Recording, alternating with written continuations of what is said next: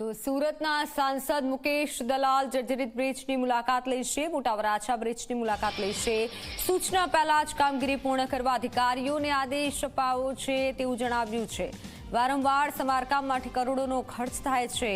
કોન્ટ્રાક્ટરોને blacklist કરવા અંગેની કાર્યવાહી પણ કરાશે તેવું સાંસદ મુકેશ દલાલે જણાવ્યું છે અને તેઓ હવે મુલાકાત લેશે।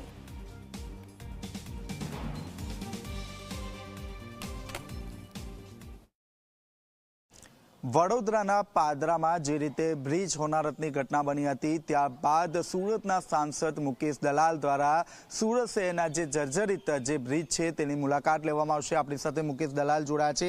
જી સર, જે રીતે જર્જરિત જે બ્રિજો છે તેની કઈ રીતે મુલાકાત લેવામાં આવશે, કઈ રીતે સૂચના લેવામાં આવશે?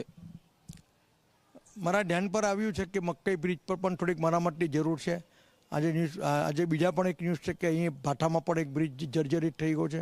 આજે સાંજે હું વેલછા પણ જવાનો છું, ત્યાં આગળ પણ કોઈ એક નાનકડો બ્રિજ છે એની હું મુલાકાત લેવાનો।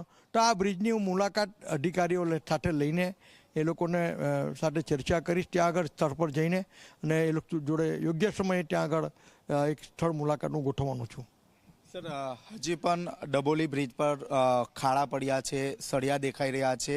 આ ઉપરાંત અગાઉ આપણે નહેરુ બ્રિજને લઈને સવાલો ઉઠાવ્યા હતા, તો શું કહેશો? નહેરુ બ્રિજ પર તો મરામત થઈ ગઈ છે, જાળીઓ બંધ થઈ ગઈ છે। તેવી જ રીતે ઉમરા બ્રિજ પર પણ મેં રજૂઆત કરી હતી, એની પણ પારી ઊંચી કરવાના અંદાજો મંજૂર થઈ ગયા છે, એ પણ કામ પૂરું થઈ જશે હવે। અને આ જે વાત આપણે આપણે જહાંગીરપુરા બ્રિજવાળા બ્રિજની છે, તો ત્યાં પણ જો સળિયા જો દેખાતા હોય તો અધિકારીઓએ કોઈની રજૂઆતની રાહ નહીં જોવી જોઈએ, પણ સ્વએ જાતે જ નિરીક્ષણ કરીને સ્થળ પર જઈને એનું રિપેરિંગ તાકીદે કરાવવું જોઈએ। નાનું મોટું રિપેરિંગની સત્તા તો ઝોન ઓફિસને આપેલી જ છે।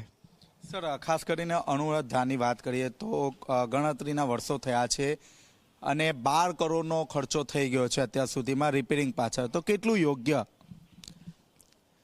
સાચી વાત છે। અનુવ્રત ધારનો બ્રિજ હું જ્યારે સ્થાયી સમિતિ ચેરમેન હતો ત્યારે કમિશનર દાસ સાહેબ નવા આવેલા હતા, અને મેં એમની જોડે પહેલી જ મિટિંગમાં અનુવ્રત બ્રિજ અને ભટાર 4 રસ્તાના બ્રિજની અને સોશિયો સર્કલ પાસેના બ્રિજની મેં ડિમાન્ડ લિખિતમાં કરી હતી, અને એ બ્રિજ ત્યારબાદ નિર્માણ થઈ ગયા હતા।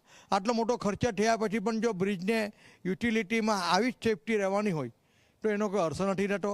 રિપેરિંગ કરતી વખતે ડિપાર્ટમેન્ટે કાળજી રાખવી જોઈએ અને સતત નિરીક્ષણ કરીને સુપરવિઝન કરીને કોન્ટ્રાક્ટર કે જે પણ કોઈક એજન્સી હોય એની પર દબાણ રાખવું જોઈએ। એનો રિપોર્ટ એ લોકોએ ડે ટુ ડે કમિશનરશ્રીને સબમિટ કરવો જોઈએ અને પ્રજાની સલામતી સાથે ચેડા નહીં કરવા જોઈએ।